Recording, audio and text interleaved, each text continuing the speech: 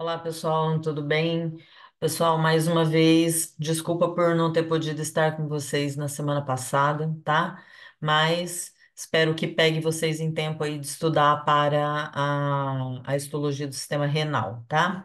Eu vou falar com vocês um pouco a respeito de histologia do sistema urinário, e é claro que o órgão principal aí em questão de histologia do sistema urinário é o rim, né? Mas a gente vai dar uma passada também em outros órgãos. Então, como vocês sabem, né, já deram uma olhada aí na anatomia, né? O sistema renal, o sistema urinário, é composto por um sistema muito simples, formado por dois rins, dois ureteres e uma bexiga urinária e a uretra, tá? Ele tem sim uma diversidade muito grande de funções, tá? Então, entre as funções, vocês já viram aí, né, na conferência da Jose, ele tem como função filtrar o sangue, essa é a função primária, né, a função primordial aí do sistema renal.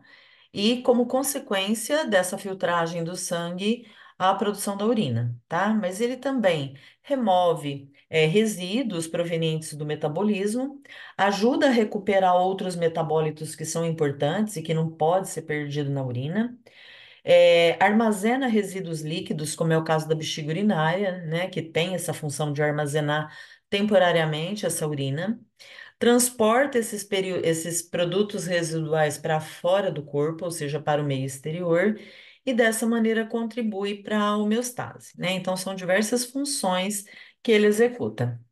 Aí a estrutura anatômica, né, do sistema urinário, então os dois rins, dois ureteres, a bexiga urinária e a uretra. Esses são os componentes aí do sistema urinário. Associado a esse sistema, nós temos aí algumas veias e artérias importantes, como vocês estão vendo por essa imagem, a veia cava inferior, né, que está esquematizada aqui em azul, que recebe então o sangue vindo dos rins através das veias renais. E também a artéria aorta abdominal, aí no caso, né, que envia sangue para as artérias renais que estão lá em vista posterior, que não está dando para ver, mas sai duas artérias renais aí saindo da artéria aorta abdominal, ok? Bom, aí um pouquinho mais detalhada a anatomia microscópica desse rim, o que a gente vê no rim em corte, né, e detalhes dessa microscopia. Então, nós temos aqui o número um indicando a artéria renal. É através da artéria renal que vai chegar o sangue que vai ser filtrado, né? Então, a artéria renal ela vai formar pequenas ramificações até formar arteríolas, e são essas arteríolas que vai trazer o sangue que vai ser filtrado até o rim. O número 2 está indicando aí a veia renal, então a veia renal é aquela que recolhe o sangue que passou pelo rim, né? E, inclusive, aquele sangue, né? Aqueles componentes do sangue que não chegaram a entrar no rim, saem pela arteríola, né? E que depois vão sair aí pela veia renal. O ureter, representado aí pelo número 3, né? E o ureter, ele tem uma região dilatada na parte superior, que é chamada de pelve renal. Então, a pelve renal é o início ali do ureter. Então, a parte dilatada que recebe a urina que vem dos cálices, né? Os cálices, daqui a pouquinho, os cálices maiores, daqui a pouquinho falar melhor disso, tá? Nesse corte, a gente consegue ver duas regiões bem distintas no rim. O córtex renal, né, que é essa parte periférica que está indicado aí pelo número 8, né? Então, essa parte mais periférica do rim é o córtex renal. E a medula renal, que está representado aí, está indicado pelo número 5, que abrange todas essas estruturas em formato de leque. Essa estrutura em formato de leque, cada uma delas é chamada de pirâmide renal, tá aí apontado pelo número 6. Então, cada uma dessas pirâmides e mais essa coluna que fica entre as pirâmides é chamado de medula renal. E aí, todo esse órgão, ele é revestido por uma cápsula, né? Uma cápsula de tecido conjuntivo denso, sendo que essa cápsula também é rica em fibras reticulares, né? Que é chamada de cápsula fibrosa e que está revestindo todo o rim. Então, esse é um detalhe dessa anatomia, tá? Anatomicamente, né, isso é importante até para a gente entender a histologia depois. O rim, ele é um órgão que apresenta uma borda convexa, né? Então, essa borda aqui, que está lateralizada, ela é convexa, e a borda medial, que é côncava, tá? Que é essa região onde a gente tem aí a entrada e saída dos vasos e também a saída da pelve renal. Então, essa região aqui, né, ela é côncava, e a região oposta, que é a parte que fica lateralizada aí dos rins, ela é convexa. Essa região côncava, onde a gente tem a entrada e saída desses tubos, né? Ou seja, a entrada da artéria renal, a saída da veia renal e a saída do ureter, essa região é chamada de hilo renal, tá? Então, essa região de vasos aí também tem nervos, né? É chamado de hilo renal. A cápsula que reveste aí, né, a parte externa do rim é uma cápsula de tecido conjuntivo denso. Ela possui aí algumas fibras reticulares e também fibras de tecido muscular. Nesse caso, de musculatura lisa, tá? Então, essas células, elas conseguem executar aí um papel de contração dessa cápsula, né, que ajuda a expulsar o conteúdo que está no interior do rim. E aí, essas duas regiões, que é a zona cortical, que é essa mais periférica, e a zona medular, formada por essas estruturas em forma de leque, que é a pirâmide renal. Bom, esse é o rim numa visualização histológica, então isso daí já é um corte histológico, isso é um rim pequenininho, né?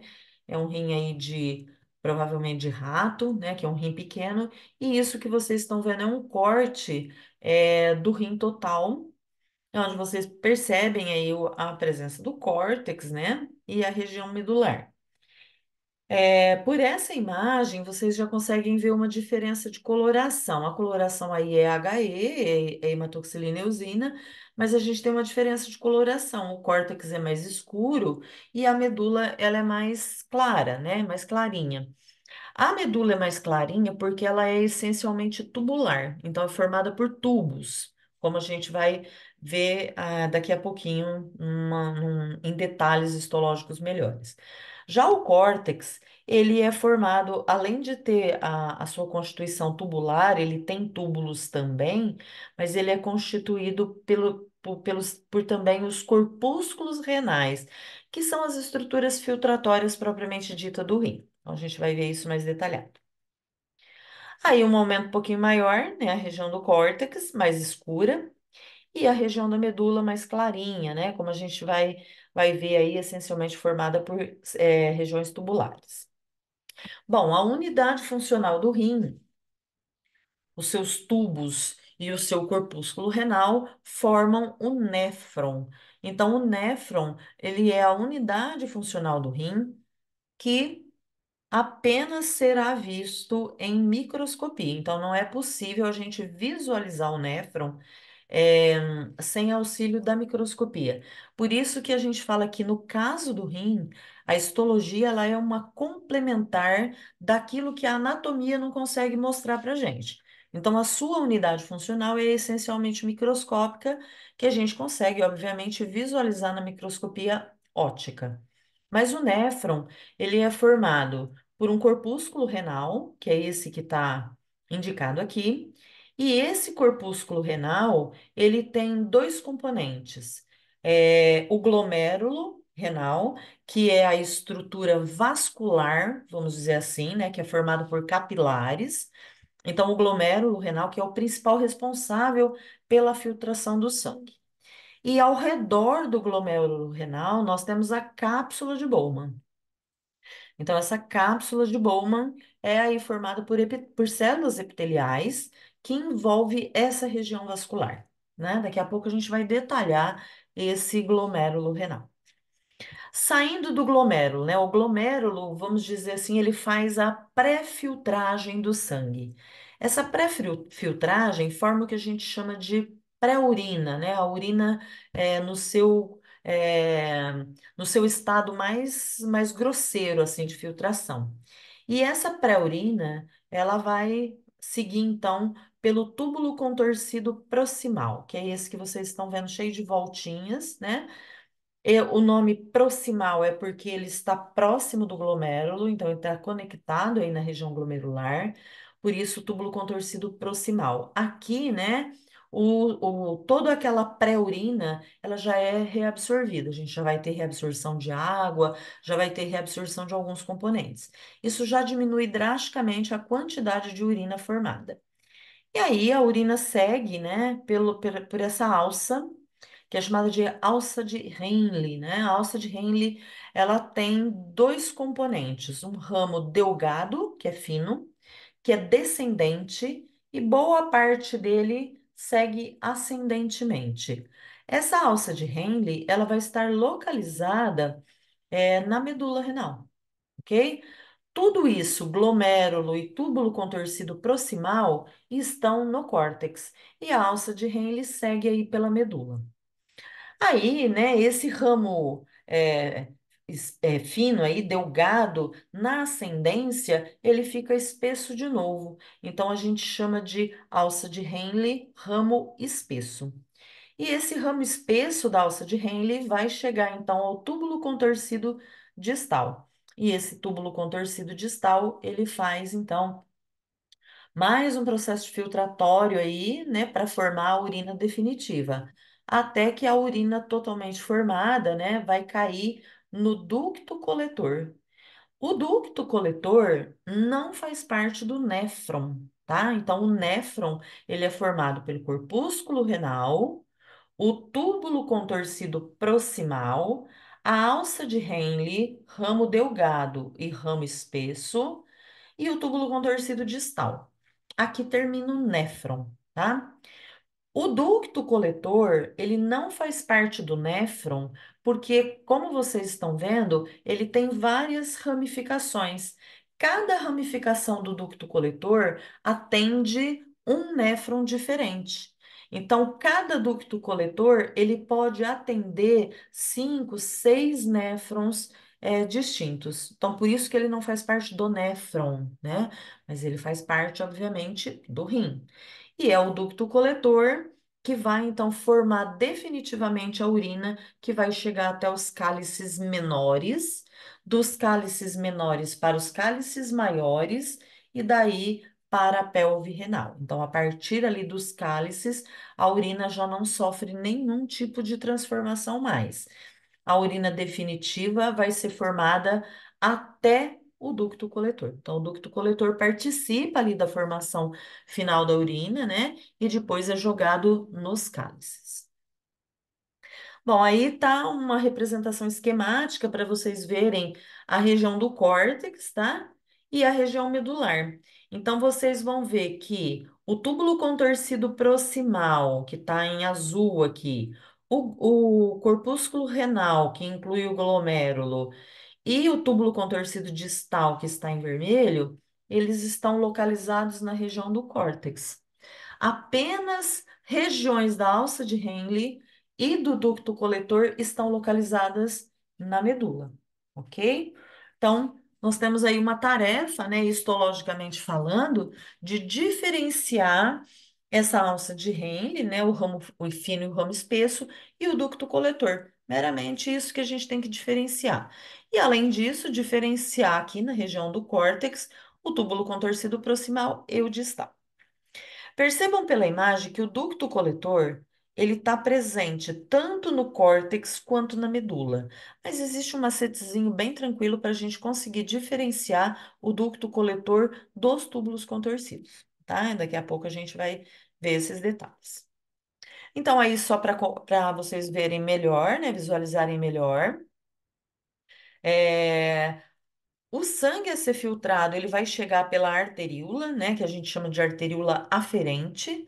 Essa arteríola aferente, ela vai desembocar numa rede de capilares, né? Depois, na próxima conferência, a gente vai falar desses capilares, né? Vou falar para vocês como que é formado esse capilar da região glomerular.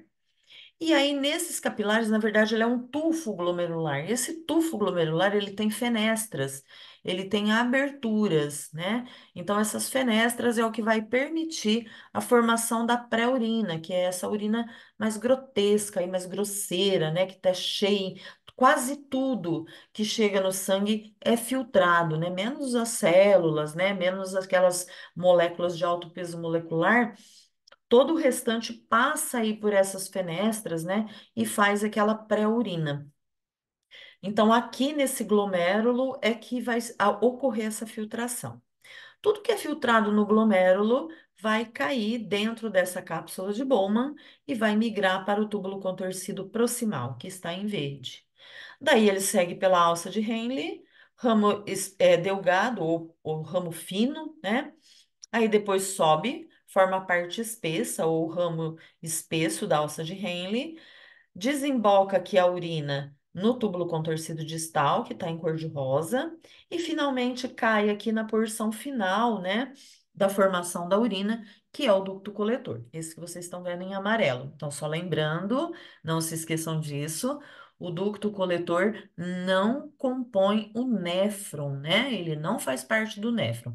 Cada ducto coletor atende mais do que um néfron, por isso que ele tem todas essas ramificações. Essa imagem, ela deixa claro ali, né, uma aproximação do túbulo contorcido distal com a região glomerular, né? Isso acontece realmente. Então, o túbulo contorcido distal, apesar dele ser chamado de distal porque ele está mais distante do glomérulo, mas essa distância tem a ver com a conexão. Então, ele não é conectado diretamente no glomérulo, por isso que ele é chamado de distal. Mas existe uma região do túbulo contorcido distal que faz essa dobra e se aproxima do glomérulo. Essa região é uma região muito importante, né? Que vocês registrem aí, não se esqueçam que vai formar o que a gente chama de mácula densa, né? Então, essa região do túbulo contorcido distal, que se aproxima aí da cápsula de Bowman, ali próxima do glomérulo renal, é chamado de mácula densa, e a gente vai ver as características histológicas dessa mácula densa. Bom, histologicamente falando, cada região que a gente falou aí do néfron e também do ducto coletor tem uma particularidade. Então, vocês estão vendo aí, né, cada um dos epitélios de revestimento dessas regiões tubulares, ok? O glomérulo tem uma particularidade toda especial, mas as regiões tubulares, por exemplo, túbulo contorcido proximal, distal, alça de Henle, tem uma característica histológica que a gente consegue diferenciar, ok? O epitélio de revestimento predominante nessas alças é o epitélio cúbico simples. Só que ele tem algumas diferenças dependendo da região onde ele se encontra, ok? E a alça de Henle é a parte fina da alça de Henle que tem uma particularidade que é de epitélio pavimentoso simples de revestimento, né? É só a região da alça de Henle na parte fina que tem essa característica. Então, por exemplo, vocês estão vendo aí em laranja o túbulo contorcido distal, desculpa, proximal. À direita, vocês estão vendo a região laranja. Então, este é o revestimento do túbulo contorcido proximal. Esse revestimento é de epitélio cúbico simples. Só que esse epitélio é um epitélio bem alto e ele tem na sua superfície, então na superfície das suas células, existem microvilosidades, que a gente chama de borda em escova. Essa borda em escova ela é bem importante, a Josi deve ter falado dela para vocês na conferência dela, que é um aumento na superfície de absorção. Então, no túbulo contorcido proximal, muito da água que forma a urina é reabsorvida, né? Ela vai, inclusive, falar para vocês, eu acho, por que que a gente fala de reabsorção, né? e não de absorção. Então, nesse caso, a borda em escova ela ajuda nessa reabsorção de água e também de alguns componentes iônicos, ok? Então, vocês percebem que é um epitélio cúbico, mas ele é bem alto e ele tem essa borda em escova. Essa borda em escova é o que diferencia o epitélio de revestimento do túbulo contorcido proximal com o túbulo contorcido distal.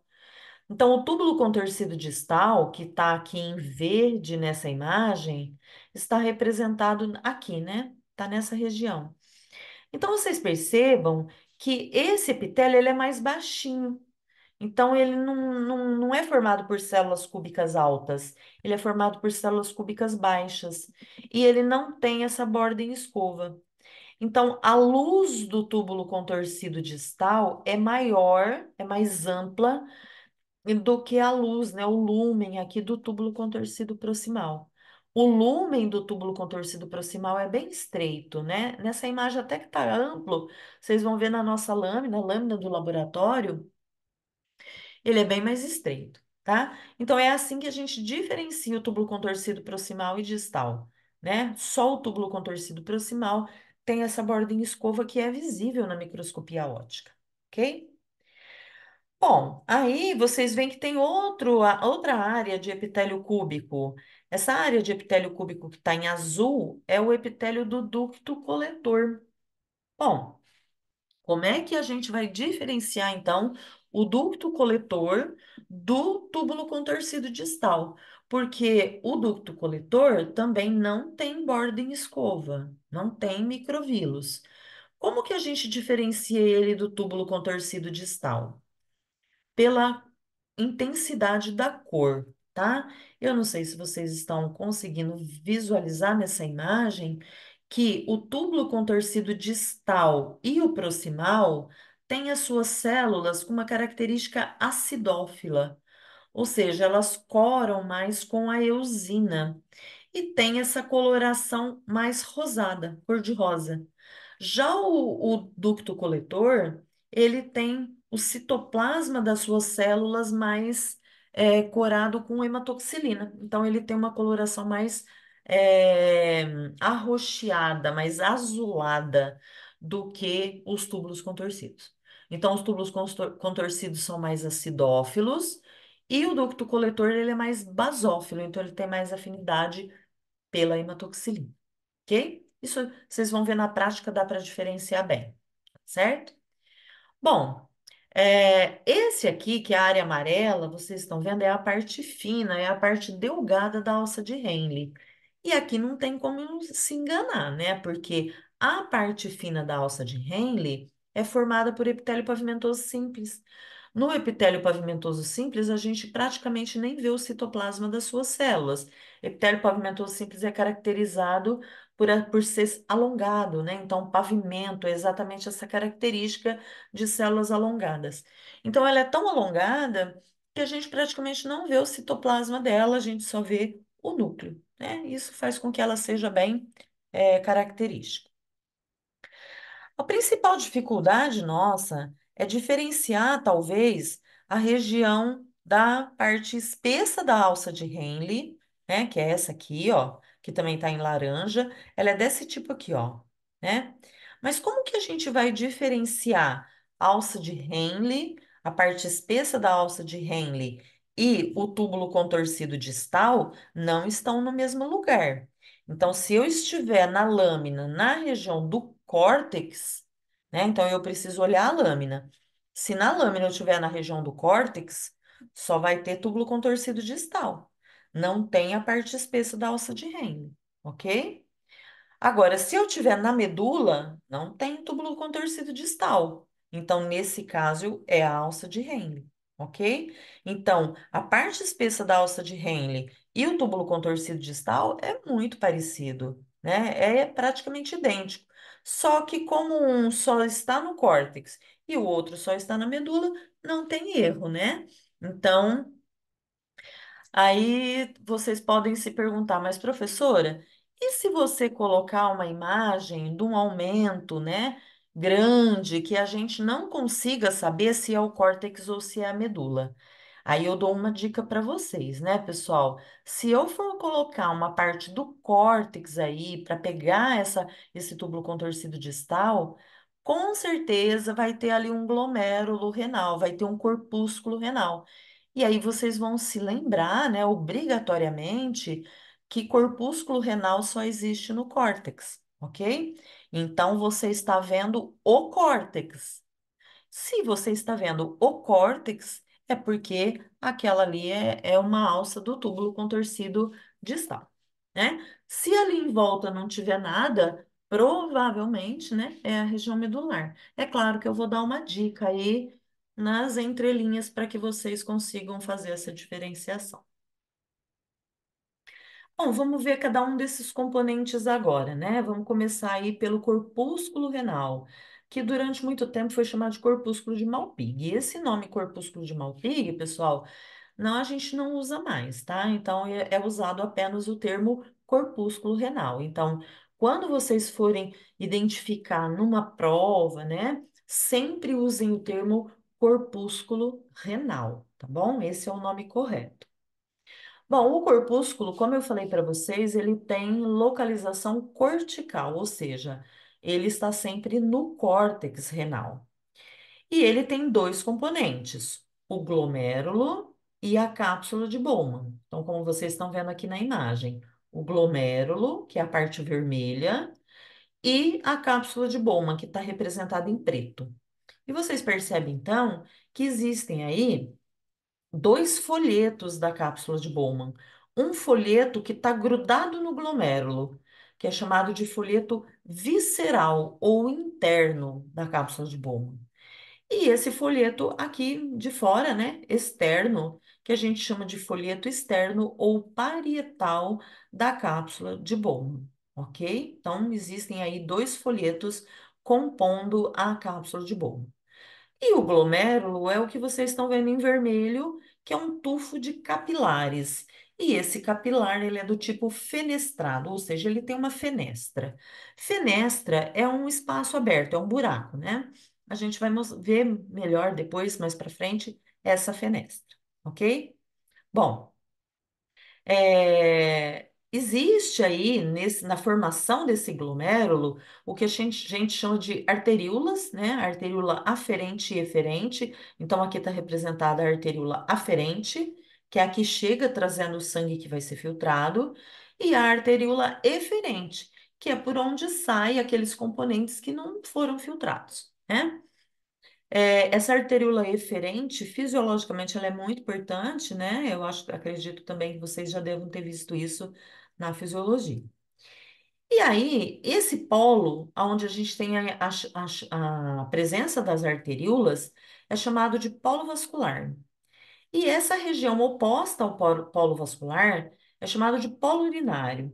Esse polo urinário, ele tem esse nome porque é a região por onde a pré-urina formada sai, que é a região do túbulo contorcido proximal, ok? Bom, aí, né, uma representação esquemática mais detalhada dessa região do corpúsculo.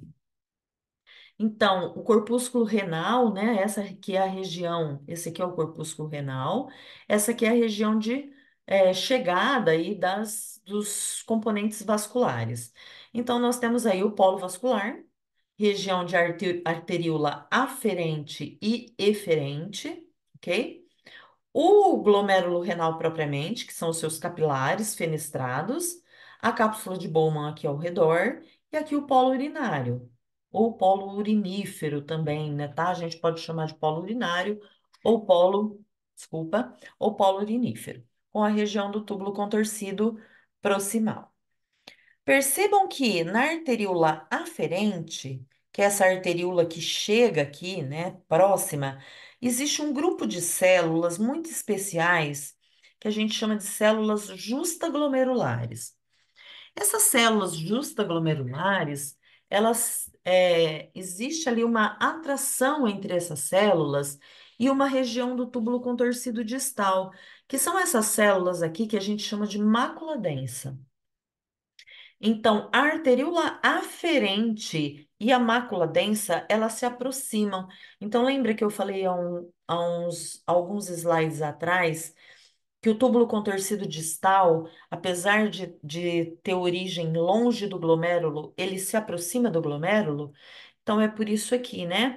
Essas células justaglomerulares que existem na arteríola aferente e essas células da mácula densa, elas são próximas, elas se aproximam e formam um aparelho muito importante, que a gente chama de aparelho justaglomerular, que a gente vai ver a função já já, ok?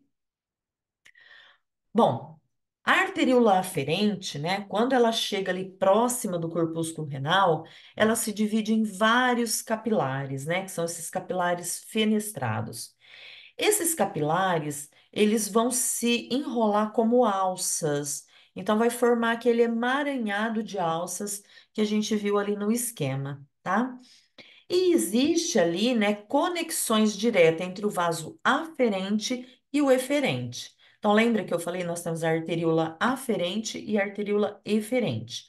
E o sangue vai circular por aí, e ele pode ou não passar pelas alças fenestradas, pode ou não passar ali pelos capilares fenestrados. Então, o sangue pode até chegar a passar direto, né, não entrar ali na filtração, ou então ele segue pelas alças e parte desses componentes acaba saindo ali pela arteríola eferente. É, é bom lembrar, né, que na formação da urina, na filtragem primária, a gente não tem a passagem de células do sangue, nem hemácias, nem leucócitos, nada disso atravessa esses capilares fenestrados, tá? Isso é importante lembrar. Bom, nesses capilares que formam o glomérulo, circula sangue arterial. Isso é bem importante, a gente confunde muito isso, né? Porque a gente imagina, né, que existe aquela diferença, é sangue sujo, é sangue limpo. Isso não existe em questão do sangue, tá? O sangue que passa pelo rim, ele está cheio de metabólitos, mas ele está rico em oxigênio, ok? Então não existe esse negócio de sangue sujo, sangue limpo, né? O que existe é apenas uma diferença, se ele está rico em oxigênio ou se ele está rico em metabólitos que devam ser filtrados. Então é o sangue arterial que passa por aí. A pressão hidrostática desse sangue é regulada principalmente pela arteríola eferente. Por isso que eu falei, né, que a arteríola eferente ela tem uma função fisiológica importante, né?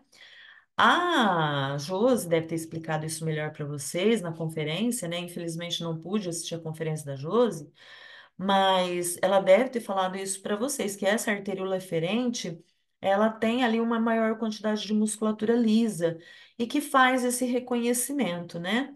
É, ela controla, então, o aumento ou a diminuição da pressão hidrostática do sangue que passa aqui através dessas alças, ok?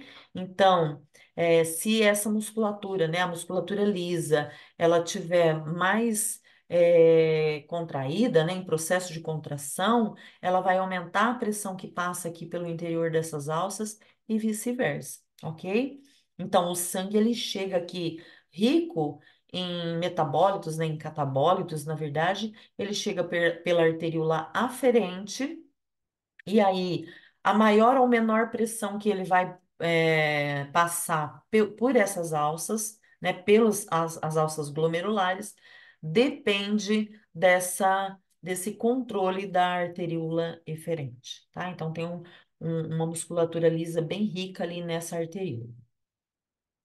Bom, vamos falar um pouquinho agora da cápsula de Bowman, né? A cápsula de Bowman, ela é formada por células, obviamente. E aí nós temos basicamente dois tipos de células de origem epitelial. O folheto externo da cápsula, que é esse aqui, ele é formado por um epitélio pavimentoso simples que está apoiado, né, que está assentado sobre uma lâmina basal e uma fina camada de fibra reticular, tá? Fibras do tecido conjuntivo, fibras reticulares, mais formadoras do tecido conjuntivo.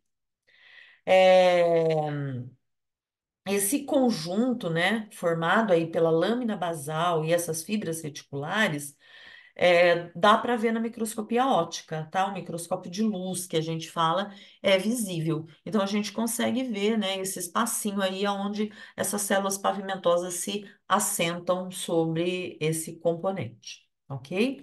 Então, o sangue chega aqui, passa pelos capilares, né? Vão sair por essas fenestras, o filtrado vai sair por essa fenestra, e a pré-urina, a urina pré-formada, vai cair aqui dentro, ó, dessa cápsula de Bowman, e daqui vai migrar para o túbulo contorcido proximal. Bom, esse é o folheto visceral da cápsula. O folheto visceral da cápsula, ele tem como componente uma célula muito importante chamada podócito. Guarda bem esse nome, tá, gente? O podócito, que é a célula da parte visceral da cápsula de Bowman, ela é cheia de prolongamentos. Então, aqui, ó, tá o citoplasma, o núcleo do podócito. A partir do citoplasma do podócito, saem esses prolongamentos que a gente chama de prolongamento primário. Esse prolongamento primário é um prolongamento mais espesso. E esse prolongamento mais espesso vai formar diversos prolongamentos menores, que são os prolongamentos secundários. Como eu disse para vocês, o capilar, ele tem fenestras, ele tem aberturas. Os prolongamentos do podócito estão em cima dessas fenestras. Não sei se vocês conseguem visualizar aí pela imagem, mas é o prolongamento do podócito, né, prolongamentos do podócitos que vão regular a abertura dessas fenestras do capilar. Então, o que consegue atravessar as fenestras do capilar é porque esses prolongamentos permitem. Então, aqui nós temos o citoplasma, né? Os prolongamentos primários aqui. E aí, aqui um aumento, né? Esse é um prolongamento primário. E aqui estão os prolongamentos secundários. Então, o prolongamento secundário, ele faz, assim, um controle do tamanho das substâncias que podem sair por esses capilares. Daí a importância desse podócito. É, eu consigo na microscopia óptica ver o podócito? A gente vê o núcleo do podócito. Só que o núcleo do podócito se confunde com os núcleos das células mesangiais, que é uma célula que a gente ainda vai falar um pouquinho mais para frente. Então, aqui, essa representação do podócito, que é perfeita, né? Então, nós temos aqui o capilar, o endotélio, né? Eu vou falar na próxima conferência para vocês que endotélio é o nome do epitélio que reveste os vasos sanguíneos e os capilares, ok? Então, aqui está a célula endotelial e aqui o capilar. Então, o sangue está passando por aqui. Aqui o podócito. Então, o citoplasma e núcleo do podócito está nessa parte mais esférica. E a partir dessa parte mais esférica, nós temos os prolongamentos primários. E do prolongamento primário parte os prolongamentos secundários que recobrem os capilares. E dessa maneira consegue fazer um controle do tamanho das substâncias que conseguem atravessar por ali. A gente chama isso de fenda de filtração, tá?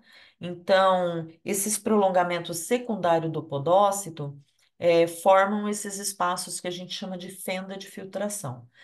Quem passa pela fenda de filtração deve ter cerca aí de 6 nanômetros de espessura ou menos, ok? Então, ele faz esse controle do tamanho aí das substâncias que atravessam essa membrana, tá? Então, essa fenda de filtração, né, que é fechada aí por essa membrana, tem cerca de 6 nanômetros de espessura. Aí, um desenho esquemático bem bonito, né? Aqui a arteríola aferente, com essas células diferenciadas que praticamente encosta na mácula densa, né? Então, esse aqui é o túbulo contorcido distal. Professora, reconheci a mácula densa na imagem, né? Aqui que a senhora mostrou. Que túbulo que é? O contorcido distal, tá? A mácula densa fica sempre, sempre, sempre no túbulo contorcido distal. Então, essa parte do túbulo contorcido distal se aproxima aí das células justaglomerulares, a gente vai ver as funções daqui a pouquinho, né? E a arteríola aferente, o sangue chegando, tá? Essas células justaglomerulares que estão fazendo aí a parte da arteríola, nada mais são do que células endoteliais, células pavimentosas, ok? Já a mácula densa, como a gente vai ver mais para frente, são células cilíndricas, cilíndricas simples. Ao contrário do restante das células epiteliais do túbulo contorcido distal. Eu falei lá no comecinho que o túbulo contorcido distal é formado por células cúbicas simples, né? Mas a mácula densa é cilíndrica, então tem uma diferença aí de morfologia na visualização da mácula densa. A gente reconhece a mácula densa assim que vê. O sangue entrou por aqui, passou aqui pelos capilares, né? O podócito tá aqui formando a cápsula visceral, né? Da cápsula de Bowman, a parte visceral, tá recobrindo ali com os seus prolongamentos, os seus pedicelos. A urina que passa por aqui, né? O filtrado que passa por aqui, forma pré-urina dentro dessa cápsula de Bowman, que vai então drenar para a região do túbulo contorcido proximal, ok? Então, aqui finalmente a histologia, né? A parte de morfologia. Isso aqui é um glomérulo renal. Portanto, galera, se eu perguntar o que é isso aqui, né? Se eu circundar aqui e perguntar o que é, isso é um corpúsculo renal. E o corpúsculo renal é formado, então, pelo glomérulo, tá? Renal e a cápsula de Bowman. O que eu estou vendo aqui da cápsula de Bowman é o epitélio pavimentoso simples da parte parietal da cápsula de Bowman, ok? A parte visceral da cápsula de Bowman é essa que está grudada no glomérulo. Então, vocês veem aqui várias células. Ah, então todos esses núcleos é de podócito? Não, não são, né? Porque aqui a gente tem também as células endoteliais dos capilares e a gente tem as células mesangiais, que eu ainda vou falar mais para frente. Então, não dá simplesmente para apontar aqui e falar assim, qual que é o podócito aqui? Não dá para falar, tá?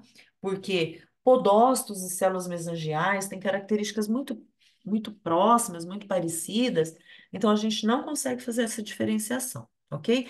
Uma seta aqui em cima vai obrigar vocês a responderem glomérulo, só isso, tá? Agora, a parte parietal da cápsula de Bowman, não, eu posso falar folheto parietal da cápsula de Bowman. E esse espaço vazio aqui, né?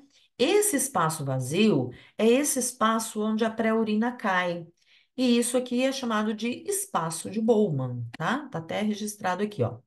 Então, o espaço que fica aqui, parecendo vazio, branco, é onde a pré-urina é armazenada. E a gente chama de espaço de Bowman, ok? Aí ao redor, vocês já visualizam alguns túbulos, né? Então, que túbulo eu tenho aí? Tanto o proximal quanto o distal. O túbulo contorcido proximal, ele tem a borda em escova, então tem a luz um pouquinho mais estreita. E vocês veem aí os pelinhos, né? Da borda em escova, vamos dizer assim. E o túbulo contorcido distal, não, ele tem a luz mais ampla. Então, isso é um túbulo contorcido proximal. E esse é um distal, tá? Então, a luz do distal é mais ampla do que a do proximal. Essa imagem é uma imagem sensacional, né? Maravilhosa. É a microscopia eletrônica de varredura de um corpúsculo renal. Então, essa imagem mostra, né, em verde, a parte parietal da cápsula de Bowman. O espaço de Bowman, que é aquele espaço vazio que está aqui preto, né? Tá escuro. E aqui, os capilares glomerulares em cor de rosa. Percebam que em cima dos capilares glomerulares tem uma célula mais alaranjada, que é essa aqui. Essa célula mais alaranjada é o podócito. É ela que forma a cápsula visceral, a parte visceral da cápsula de Bowman, tá? Então, esse aqui é o podócito com os seus prolongamentos aqui, ó. Os prolongamentos primários e secundários a partir do podócito. Então, essa imagem é uma imagem sensacional, né? Porque a gente consegue, só assim a gente consegue visualizar e confirmar mesmo quais são as células que são podócitos, né? Então, essa diferenciação. Agora, o que está em cor de rosa é o capilar sanguíneo, né? E aí a gente não está visualizando nem células mesangiais e nem as células do endotélio, ok? Bom, aí como eu falei das células mesangiais, tá? Tá aí ela aparece e agora é descrita, né? Elas fazem parte do glomérulo justamente, juntamente com o podócito. Então, por isso que eu falei, é difícil diferenciar a célula mesangial do podócito, tá? Mas ali tem célula tanto mesangial quanto podócito. Essas células mesangiais, elas são encontradas na parede dos capilares, né, do glomérulo, entre as células endoteliais e entre a lâmina basal lá formada pelos podócitos. Essas células mesangiais, elas são importantes porque elas possuem receptores para angiotensina 2, né? Que é o fator natriurético, então, que vai aí ajudar a aumentar ou diminuir o fluxo de formação de urina, tá? Então, ela é importante aí para o funcionamento, para a fisiologia do glomérulo renal. Bom, aí finalizamos a parte do corpúsculo renal e vamos entrar no sistema tubular, tá? Presta bem atenção nesses slides, pessoal, que vocês vão ter a gravação aí à disposição de vocês. Presta bem atenção que ele dá umas dicas importantes de como a gente localizar cada um desses componentes, né? Primeiro, o túbulo contorcido proximal, ele tem localização cortical, então ele só aparece no córtex. Isso é uma dica importante para quando vocês forem olhar a lâmina, tá? Então, se vocês forem olhar a lâmina, tiver na dúvida ali se é túbulo contorcido proximal, tenha sempre a certeza, a garantia de que vocês estão olhando na região cortical, tá? Segundo, bem importante, o revestimento dele é um epitélio, né? O epitélio faz esse revestimento, ele é um epitélio cúbico simples, mas é um epitélio cúbico que tem uma particularidade importante. A superfície apical, o ápice das suas células, possui microvílulos, que formam o que a gente chama de borda em escova, tá? Borda em escova. Essa borda em escova é muito importante para a absorção passiva de água por osmose. Quando a pré-urina ela chega no túbulo contorcido proximal, aí já há uma redução de 85% do volume do filtrado. Isso porque a borda em escova tem uma captação muito grande de água por causa dessa borda em escova. Além dessa absorção passiva de água, absorve também ativamente cloro, sódio e glicose nessa região, né? Então faz uma captação ativa daquilo que eu não posso perder. Ou seja, isso vai deixar de fazer parte da urina e vai voltar para a corrente sanguínea, ok? Bom, então ele começa a transformar esse filtrado glomerular. Então, esse filtrado glomerular já sofre transformação aí no túbulo contorcido proximal. E aí vocês têm uma imagem, né, histológica do glomérulo renal, né, o glomérulo aqui, né, o corpúsculo renal. E aqui tem várias coisas que a gente já consegue visualizar. Primeiro que é assim, os capilares glomerulares, ok? Aí está apontado também um acúmulo de células mesangiais. Então, nesse caso aqui, essa preparação histológica permitiu a gente visualizar essas células mesangiais. Nem sempre a gente consegue diferenciá-las, né? Aqui a mácula densa. Então, vocês percebem que isso aqui é um túbulo contorcido distal, onde eu já consigo visualizar o epitélio cilíndrico da mácula densa. Então, se isso aqui é a mácula densa, eu estou ali próximo da arteríola aferente, concorda? Lembra que eu falei para vocês? A mácula densa, ela sempre vai estar coladinha nas células justaglomerulares da arteríola aferente. Então, se a mácula densa está aqui, a arteríola aferente também está aqui. Então, esse é o polo vascular. Por isso que aqui está identificado como polo vascular, ok? E o oposto, né? Nem sempre é o oposto exato, mas ali nas proximidades eu vou ter um túbulo contorcido proximal aberto. E esse é o polo urinário, ou polo urinífero, né? Sempre vai estar aberto assim, o túbulo contorcido proximal? Nem sempre, né? Então, se eu não ver esse túbulo contorcido proximal aberto assim, eu sempre coloco o polo vascular como sendo o polo urinífero, o oposto do vascular, ok? Aqui, a região parietal, né, ou a face parietal da cápsula de Bowman. Dá para ver o epitélio pavimentoso simples bem achatadinho, olha o núcleo achatado, né? Aqui tem um fiozinho de citoplasma do epitélio pavimentoso simples dessa cápsula, tá? Dá para visualizar. Bom, aí a alça de Henle. A alça de Henle, ela tem localização quase que exclusivamente medular. Alguns pequenos trechos da alça de Henle estão localizados no córtex, mas ela tem localização quase que exclusiva medular. Ela tem esse formato de U, né? E ela tem dois ramos, o ramo espesso e o ramo delgado. O ramo delgado tem como revestimento o epitélio pavimentoso simples e é permeável à água. O ramo espesso, que está mais na parte ascendente, ele é revestido por epitélio cúbico simples e é impermeável à água, tá? Vamos lembrar que o filtrado até agora ele é hipotônico, né? Ele só vai se tornar hipertônico lá no final do processo de filtração. Esse ramo espesso tem uma absorção ativa de cloro, né? Transporte ativo de cloro para reabsorção desse íon. E aí o túbulo contorcido distal. O túbulo contorcido distal, ele tem também localização cortical. Então, aquilo que eu estava falando para vocês anteriormente. O ramo espesso da alça de Henle e o túbulo contorcido distal têm a mesma característica histológica.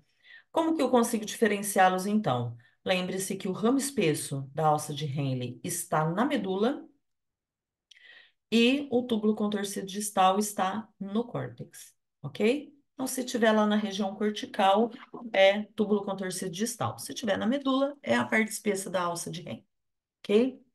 O epitélio de revestimento dele é cúbico simples também, tá? A não ser naquela região onde ele se aproxima da arteríola aferente. E ali existe de 8 a 12 células cilíndricas, que é chamado de mácula densa, tá? Então, somente naquela região próximo da arteríola aferente é que o túbulo contorcido distal possui essas células, de 8 a 12 células cilíndricas, formando a mácula densa. O restante é sempre cúbico simples, tá?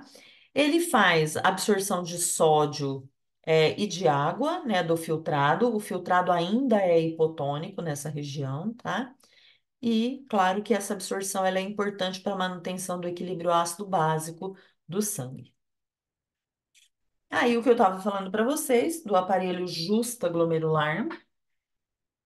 Esse aparelho justaglomerular, ele é formado pela arteríola aferente, né, pelas células presentes na arteríola aferente, que são chamadas de células justaglomerulares. Às vezes existe na eferente também, mas ele é mais comum, né? Essas células justaglomerulares são mais comuns na arteríola aferente, tá? São células musculares modificadas. Então, presta atenção, gente, que isso é diferente da mácula densa. As células da mácula densa são células epiteliais, tá bom? Assim como as células mesangiais que a gente falou. Já as células justaglomerulares são células musculares, tá? Modificadas.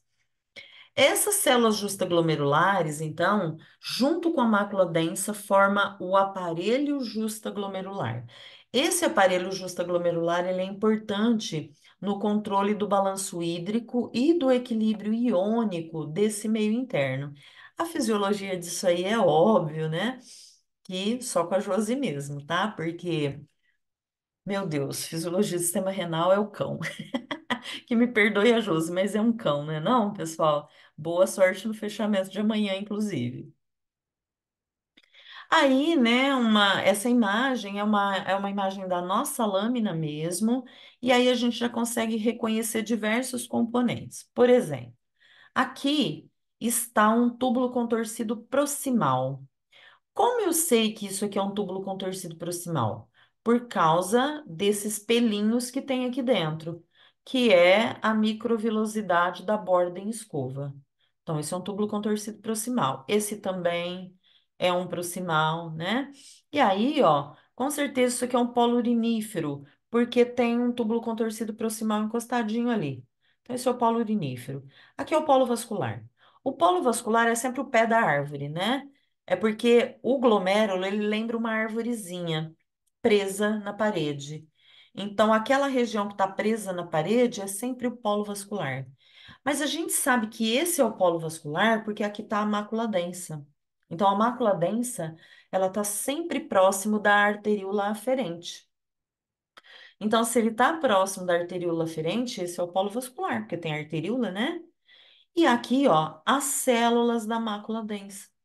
Então, todas as células restantes do túbulo contorcido distal é cúbica. Ó, são células cúbicas aqui. Menos as células da mácula densa, que são cilíndricas. E elas têm esse núcleo um do ladinho do outro. Esse núcleo um do ladinho do outro nunca deixa margem de erro, tá? Aqui, a parte parietal da cápsula de Bowman. E aqui o glomérulo renal, né? Estruturas glomerulares, os capilares glomerulares, vamos dizer assim. Aqui a gente consegue ver outras coisas ainda. Aqui, ó, por exemplo, isso aqui isso é a parede da arteríola aferente. E essa aqui é a arteríola eferente. Como eu sei que essa aqui é uma arteríola? Por causa das células achatadas. Isso aqui é um epitélio pavimentoso, ó. Epitélio pavimentoso simples nessa região, só em componente vascular. Então, isso aqui é uma arteríola, é a eferente.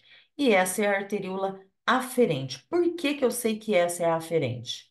Porque ela está colada na mácula densa, ok? Então, sempre aquela que está colada na mácula densa é a arteríola aferente. Eu consigo reconhecer facilmente, ok? Bom, pessoal, aí, né, a gente encerrou aquela sequência tubular que forma o néfron. E agora a gente fala aí de ductos coletores. O ducto coletor, como eu já falei para vocês, não faz parte do néfron. Faz parte do rim, claro, mas não faz parte do néfron, tá? O ducto coletor, ele tem localização tanto cortical quanto medular. Então, ele aparece tanto no córtex quanto na medula, tá? Na região cortical, o epitélio que reveste o tubo é cúbico simples, tá? Ele é cúbico simples. Você fala, nossa, parece o túbulo contorcido distal. Só que se lembrem que o túbulo contorcido distal, as células são mais acidófilas, enquanto o ducto coletor ele é mais basófilo. Dá para reconhecer a diferença. Na região medular, o epitélio é cilíndrico simples, principalmente próximo às papilas renais, né? Que são aquelas regiões que estão próximas ali dos cálices. Então, como ele é cilíndrico, a gente consegue diferenciar tranquilamente, ok? Você pode pensar assim, mas se não estiver perto da papila, ele ainda é cúbico? Ele ainda é cúbico, mas ele vai estar numa orientação diferente da parte espessa da alça de Henle. Enquanto a parte espessa de alça de Henle está aparecendo em corte transversal, ele vai estar em corte longitudinal, tá? Então, raramente a gente confunde esse tipo de alça. O túbulo coletor, ele recebe a urina hipotônica ou, no máximo, isotônica, né? Como eu falei para vocês. Então, sempre vai ter uma abundância de água, ao longo desses túbulos contorcidos. Somente quando chega aí no ducto coletor é que a urina vai se tornar hipertônica, né? Isso porque, na presença do ADH aí, né, que é o hormônio antidiurético, ele se torna permeável à água libera, né, essa água para o interstício e transforma a urina numa urina hipertônica. Então, a nossa urina, ela é eliminada hipertônica, ok? Aí, o epitélio cilíndrico, né, simples das alças longitudinais dos ductos coletores. Então, quase sempre, o ducto coletor, ele vai aparecer na região medular nesse formato, em corte longitudinal, né? Se ele estiver, o ducto coletor, em corte longitudinal, a alça de Henle vai estar em corte transversal, então não tem como confundir, ok, pessoal? Bem tranquilo, né? E aí, claro, né? Vocês devem, né? Antes de seguir aqui, vocês devem dar uma chegada lá no Morfo também.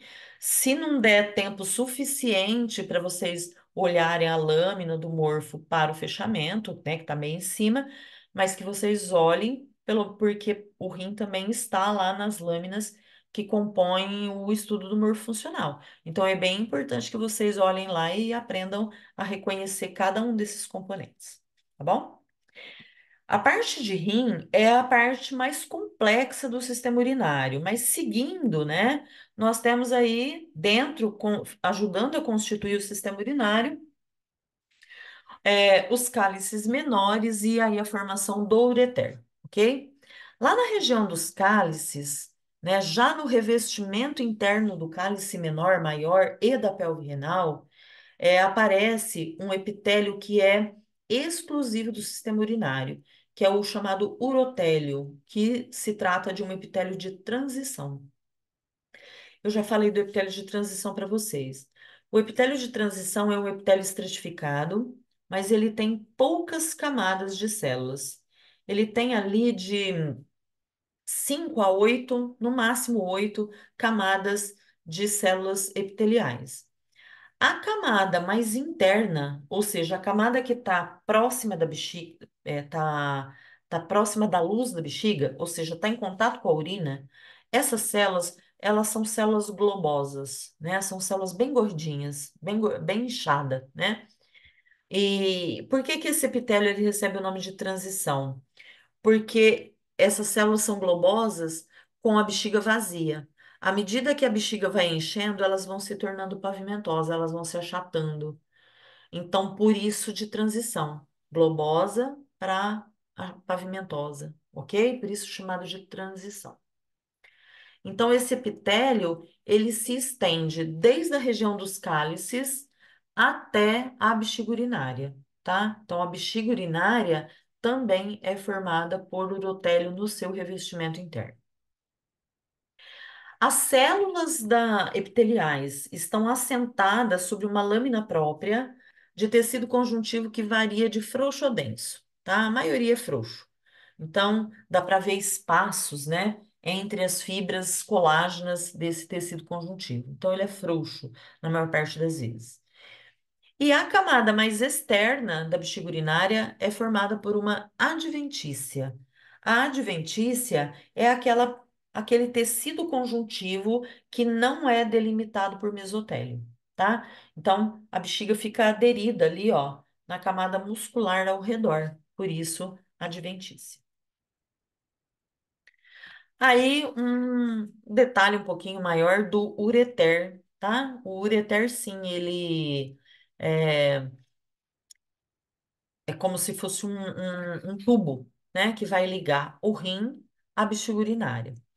O ureter, ele também é formado por urotélio, né, que é o epitélio estratificado de transição na sua camada interna.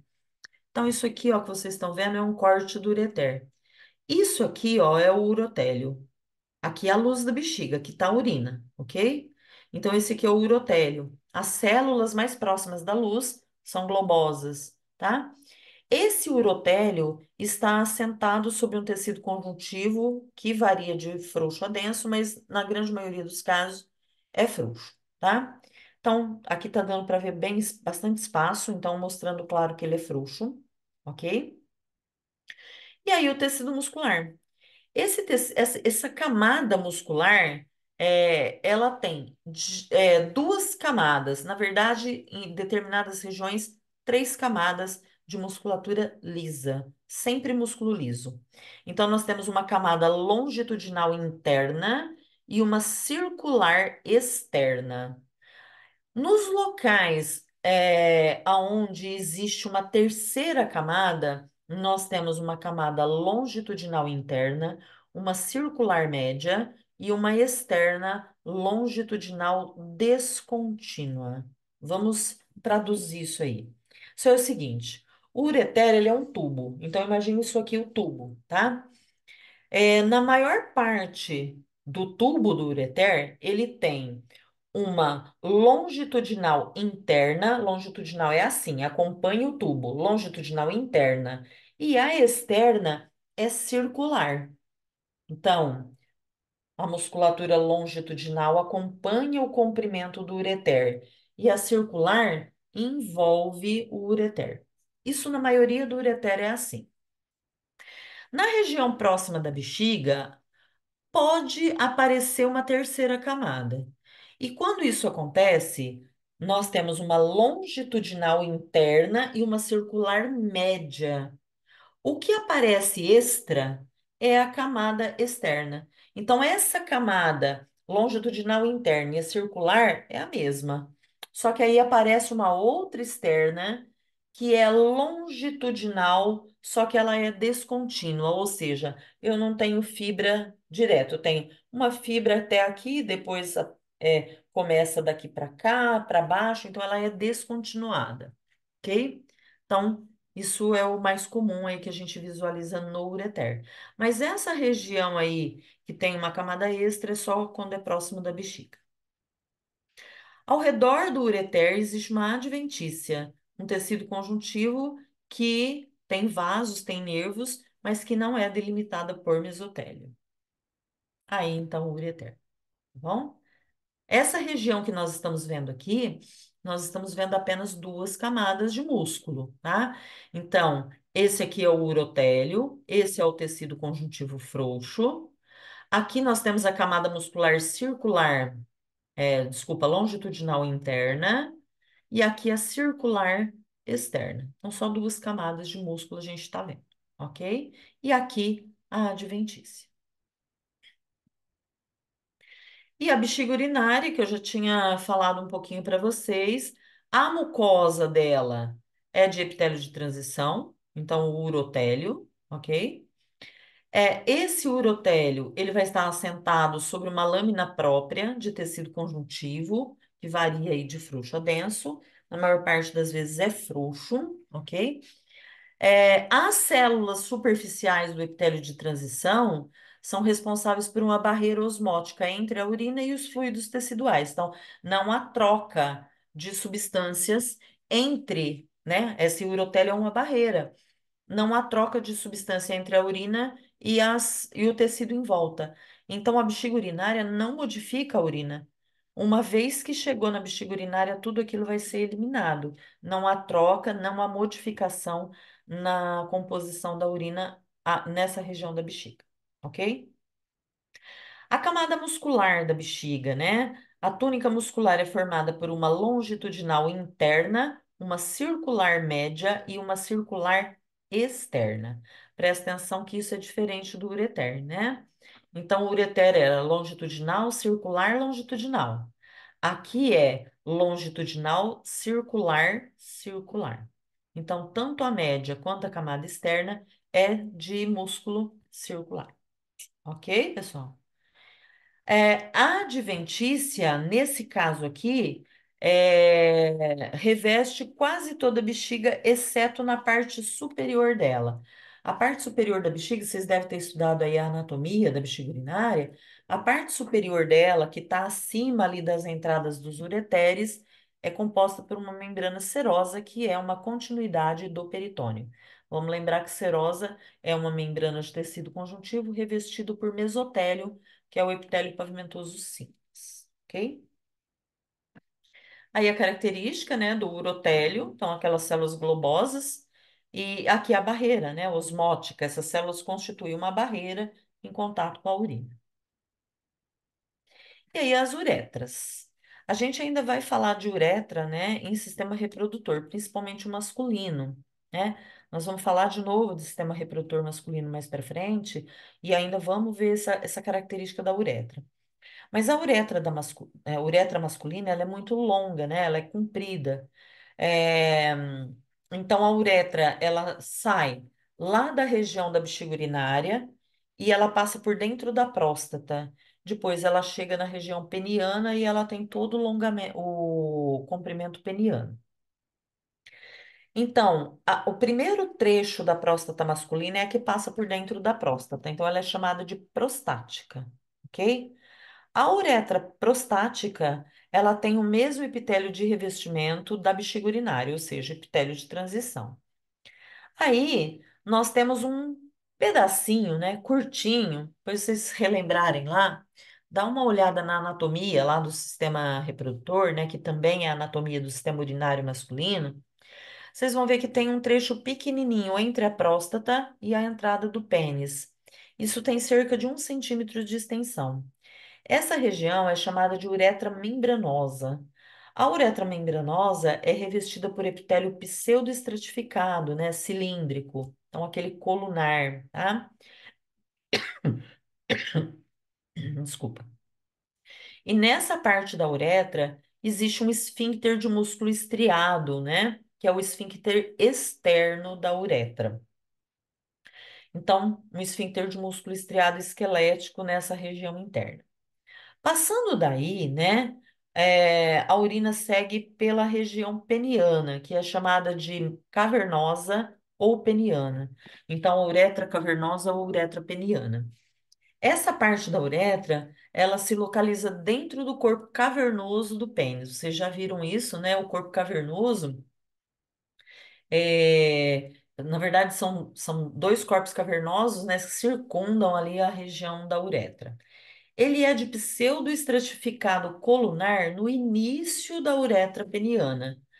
E mais próximo da parte externa, ele vai se transformando em estratificado pavimentoso. Tá? Então, ele já vai, né, ao longo aí do trajeto peniano, se modificando e passa a ser estratificado, pavimentoso.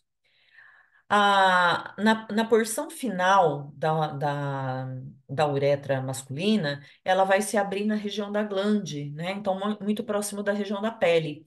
Por isso, essa modificação, né, da característica do epitélio de revestimento.